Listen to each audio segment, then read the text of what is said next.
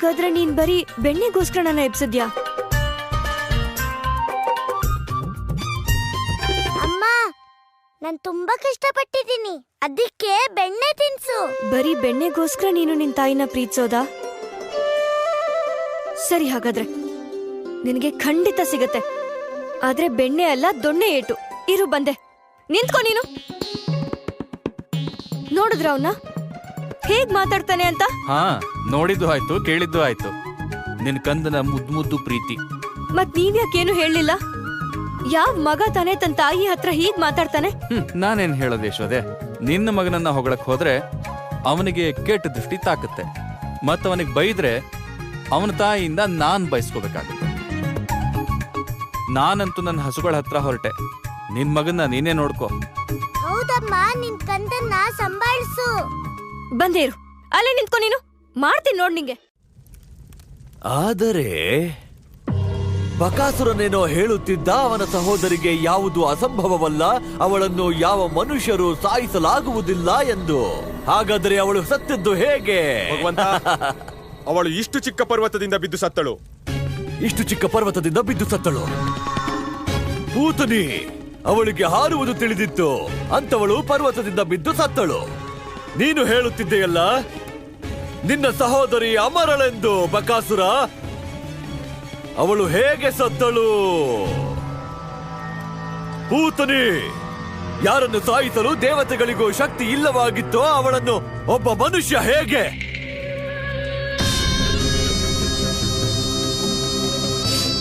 ಎಲ್ಲಿ ಸಿಕ್ಕಳು ಪೂತನಿ?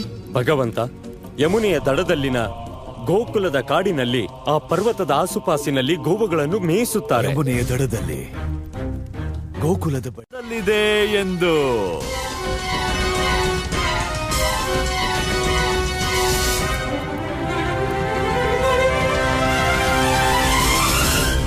ಭಕ್ತೆ ಪೂತನಿಗೆ ಭಗವಂತ ಕಂಸನ ಅಂತಿಮ ವಿದಾಯ.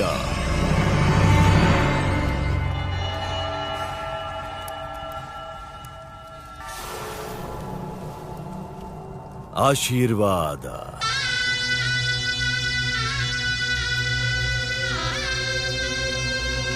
ಗೋಕುಲವಾಸಿಗಳೇ, ಭಗವಂತ ಕಂಸ ನಿಮ್ಮಿಂದ ಅತ್ಯಧಿಕ ಪ್ರಸನ್ನರಾಗಿದ್ದಾರೆ. ಈಗ ನಿಮ್ಮೆಲ್ಲರ ಮೇಲೆ, ಸಂಪೂರ್ಣ ಗೋಕುಲದ ಮೇಲೆ ಸುರಿಯುವುದು ಕೃಪೆ. ಭಗವಂತ, ಕೃಪೆ. ಭಗವಂತ ಕಂಸನ ಕೃಪೆ. ಬನ್ನಿ ಆಡೋಣ. ಕಷ್ಟ ಇದೆ ಕೃಷ್ಣ. ಹೌದು ಕೃಷ್ಣ, ಗೋಪಿಕೆಯರ್ ಹೇಳ್ತಾ ಇದ್ರು, ಕಂಸ ಈಗ ಇನ್ನೂ ದೊಡ್ಡ ರಾಕ್ಷಸನ್ ಕಳಿಸ್ತಾನಂತೆ. ಪೂತನಿಗಿಂತಲೂ ದೊಡ್ಡವ್ರಂತೆ.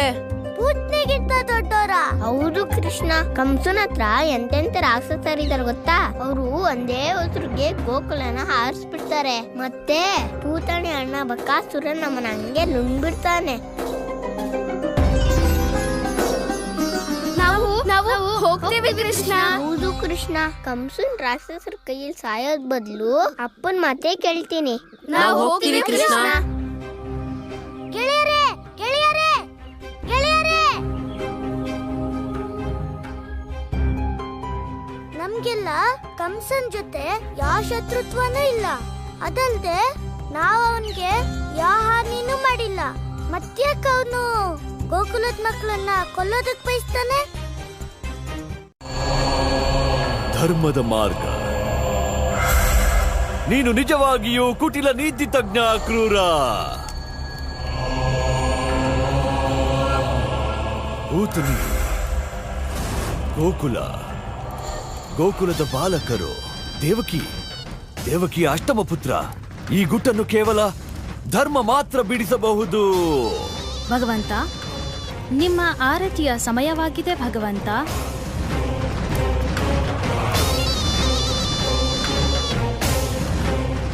ಆರತಿ,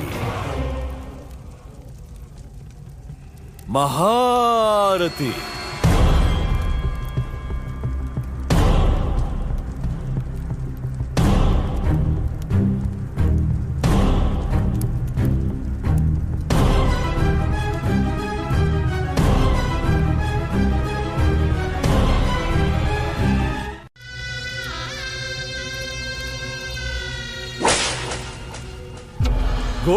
ಗೋಕುಲ.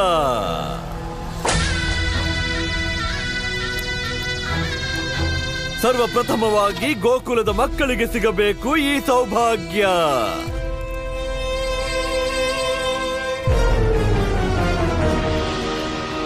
ಹೋಗಿ ಗೋಕುಲದ ಎಲ್ಲ ಮಕ್ಕಳನ್ನು ಭಗವಂತ ಕಂಸನ ಪರಮಧಾಮ ಮಥುರೆಗೆ ಕರೆತನ್ನಿ. ನೆನಪಿರಲಿ, ಯಾವ ಬಾಲಕರು ತಪ್ಪಿಸಿಕೊಳ್ಳುವಂತಿಲ್ಲ, ಏಕೆಂದರೆ ಭಗವಂತ ಕಂಸ ಗೋಕುಲದ ಎಲ್ಲ ಮಕ್ಕಳಿಗೆ ಒಮ್ಮೆಗೆ ಆಶೀರ್ವಾದ ನೀಡಲು ಬಯಸುತ್ತಾರೆ.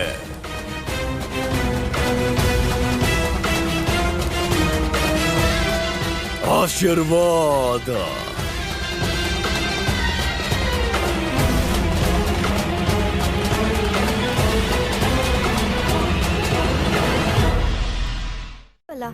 ಆದ್ರೂ ಕಂಸ ನಮ್ಮ ಮಕ್ಕಳನ್ನ ಶತ್ರು ಅಂತ ಯಾಕೆ ಅನ್ಕೊಂಡಿದ್ದಾನೆ?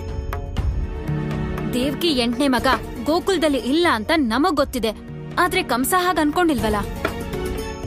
ರೋಹಿಣಿ ಅತ್ತಿಗೆ ಸತ್ಯ ಹೇಳ್ತಿದ್ದಾರೆ ಯಶೋದೆ. ರೋಗಕ್ಕೆ ಮದ್ದು ಕೊಡಬಹುದು, ಆದರೆ ಸಂದೇಹಕ್ಕಲ್ಲ. ಈಗ ನಾವು ಇನ್ನೂ ಎಚ್ಚರಿಕೆಯಿಂದಿರಬೇಕು. ನನ್ ಗೆಳೆಯರು ಕೂಡ ಇದನ್ನೇ ಹೇಳ್ತಿದ್ರು ಅಪ್ಪ.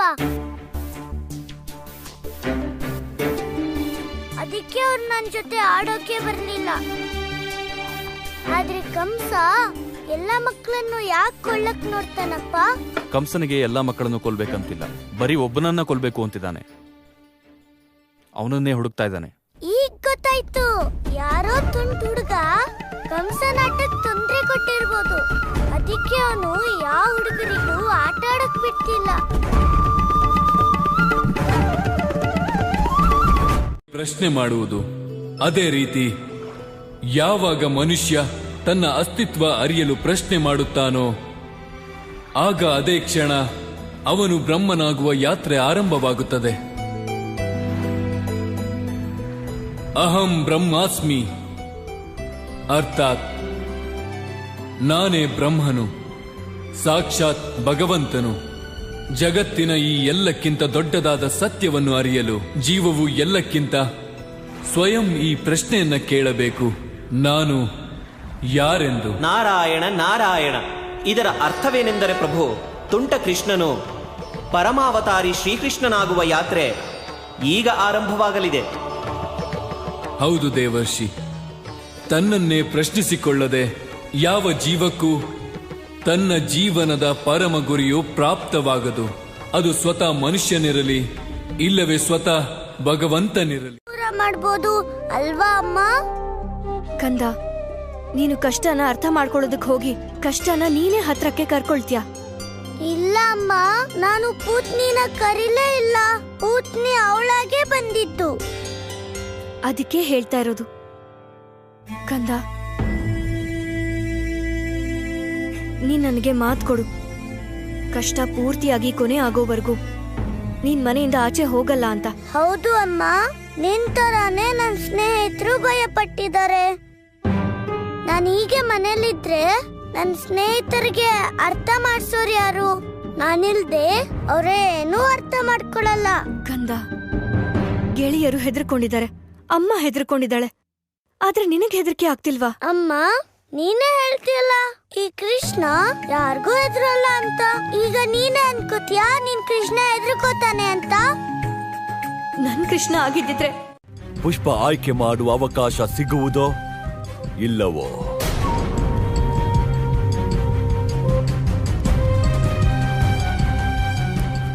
ಆದರೆ ಒಂದು ಶುಭ ಸಮಾಚಾರ ನೀಡಲು ಮರೆತಿದ್ದೆ. ನಿನ್ನ ಅಷ್ಟಮ ಸಂತಾನ ಗೋಕುಲದಲ್ಲಿದ್ದಾನೆ, ಹಾಗೂ ಶೀಘ್ರದಲ್ಲೇ ಅವನು ಭಗವಂತ ಕಂಸನ ಆಶೀರ್ವಾದ ಪಡೆಯಲು ಮಥುರೆಗೆ ಬರುತ್ತಿದ್ದಾನೆ.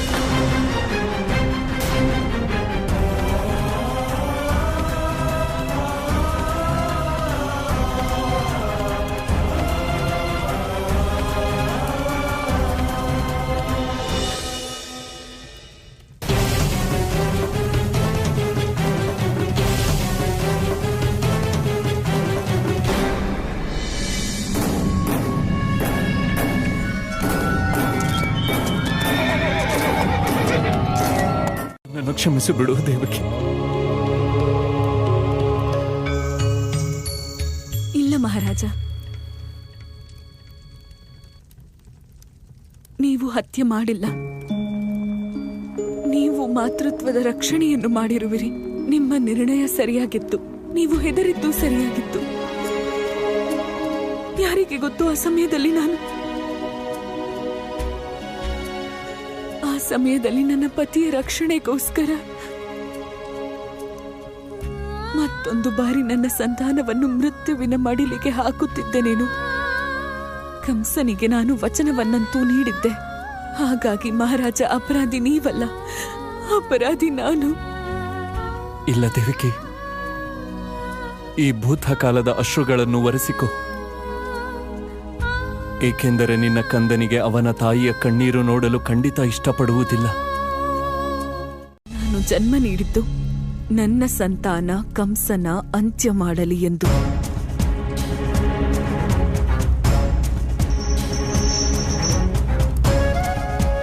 ಮಹಾರಾಜ, ನನಗೆ ನಿಮ್ಮ ಮೇಲೆ ಹೆಮ್ಮೆ ಇದೆ. ನೀವು ನಮ್ಮ ಕನಸನ್ನು ಜೀವಂತವಾಗಿರಿಸಿದ್ದೀರಿ. ನಮ್ಮ ಕಲ್ಪನೆಗೆ ಇನ್ನಷ್ಟು ಜೀವ ತುಂಬಿದ್ದೀರಿ. ಆದರೆ ಒಂದಂತೂ ಸತ್ಯವೇ,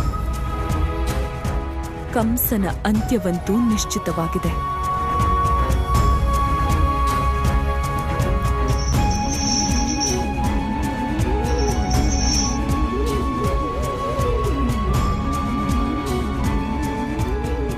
ನೀನೇನು ನನ್ನ ಸಂತಾನದ ಹತ್ಯೆ ಮಾಡುವುದು ಕಂಸ?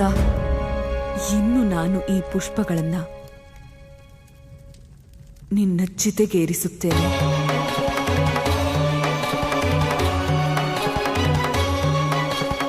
ಏನು ಗೊತ್ತಾ, ಇನ್ನು ದೊಡ್ಡ ಸಂಕಷ್ಟನ ಮೈ ಮೇಲೆ ಎಳ್ಕೊಳ್ಳೋದು. ನೀವೆಲ್ಲರೂ ನಿಮ್ಮ ಹುಡುಗರನ್ನ ಕರ್ಕೊಂಡು ಮಥುರೆಗೆ ಹೋಗಿ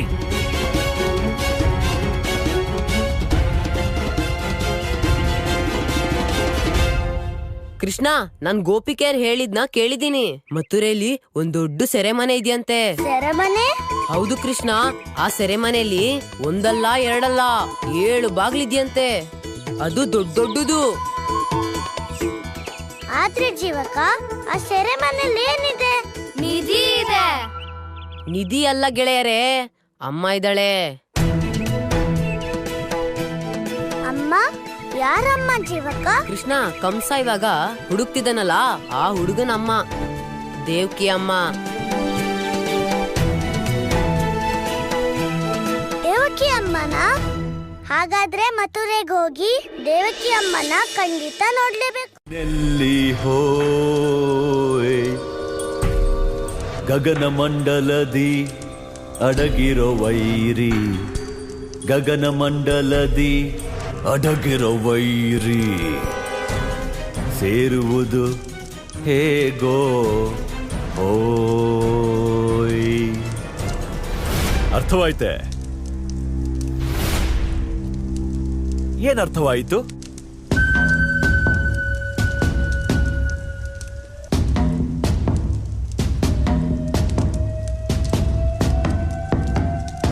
ಏನರ್ಥವಾಯಿತು?